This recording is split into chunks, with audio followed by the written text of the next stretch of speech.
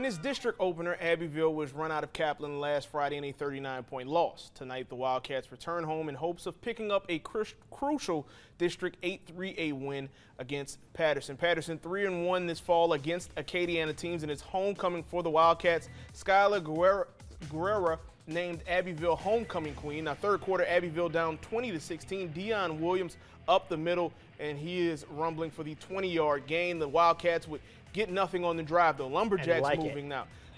Dontre Nicholas up the hole, picks up the first, dragged down, and caught with his pants slipping.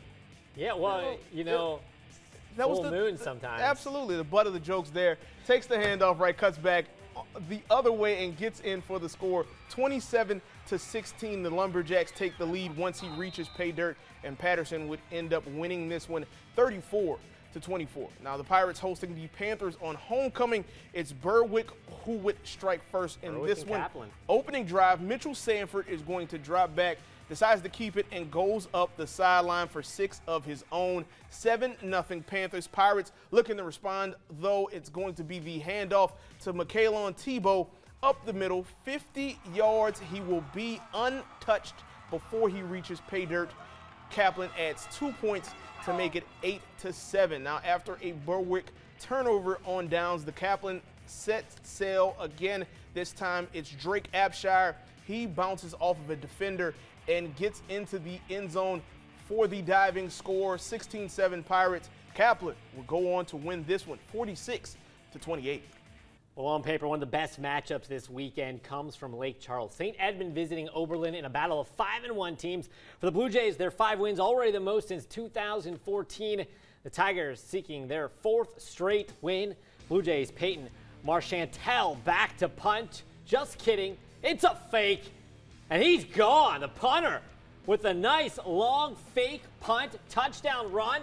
Blue Jays up 7-0. You don't call that play too often. Overland, though, entering right back, though. Izzy Drehemis, beautiful punt return. The missed PAT, though, so the Blue Jays still lead 7-6. St. Edmund grabs the win tonight and remain undefeated in district play 34-6. Very nice win. Well, Port Barre hosting Northwest. First play from scrimmage, Marcus Collins. He's going to take it 60 yards to the House. What's that spell? House. There he is. 7-0 Raiders. Port Barre gets the ball in the next drive, and he's going to try to get the ball down the field. Throw down the field. Though it's a strip sack instead. And I see another touchdown coming. Keyshawn Jackson, 14-0 Raiders.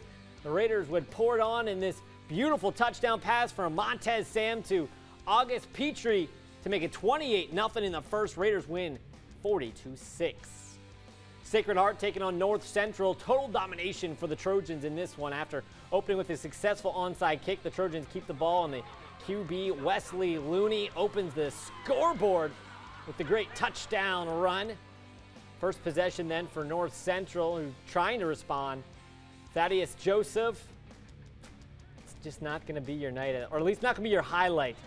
He fumbles the snap into the end zone. Trojans recover for the touchdown.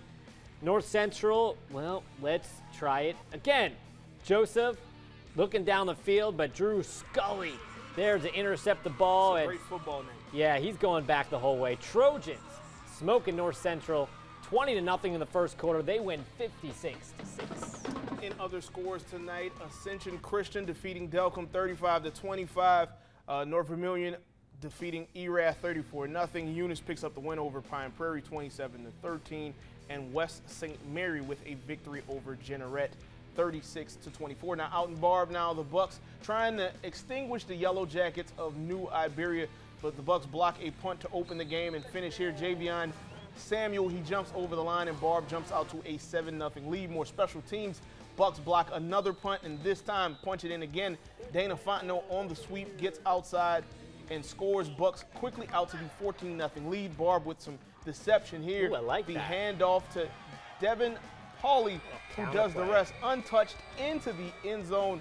It would be all Barbe in this one, as they would go on to get the victory 38-9. Just one block left here on Friday Night Football. If you missed any scores, check them out on the bottom of your screen, brought to you each and every week by Popeyes. Coming up, we have our fastest play of the night, but first, let's meet our third top squad of the night, presented by Cox.